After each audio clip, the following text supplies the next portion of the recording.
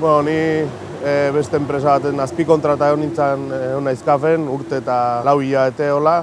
17 urte amazkit kafen bertan lana egiten, gaur egun subkontrata bat naiz.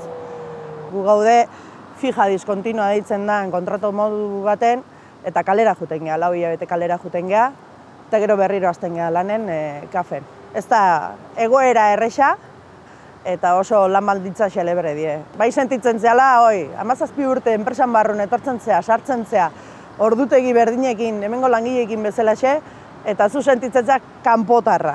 Kanpotarra, baino eta regla. Ne situazioa aldau da urte batetik bestea, bai dirutan, ordutan, eta dana izugarri aldau. Zurrumurruk hasi zianen, igual, subkontratak hartzea, batzuk bai, eta esatezu ez detortan pentsauer, porque labeko kide bat etorri zitzaidan nahi esatea ze aurrea dijola, baina hasieran ez dezu sinisten, porque azkenen gauza potente bada eta ez dezu ilusiok eta saiatzen zea ez ziten, porque zaila ikusten da. Zaila ikusten da, eta baina hontan sindikatun laguntza eta apoio horrekin ematen du aurrea mandala. Egia da, denbora guztin etortze zaizkizula galdezka ze behar dezun, ze falta dezuen, nola zaude, gustoa izaten edo ez, denbora guztin nahi die, pendiente daude horiek eda, eta arazo asko ateizki dute aurrea baita ere.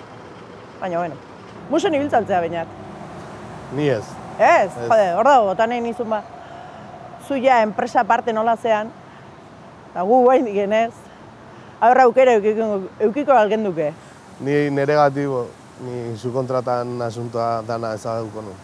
Langilei mina ematen dion gauza bat, azkenen langile, bertako langile bai ematen du ez, baina azkenen postu kentzen dira subkontrata batekin bertako langileentzako.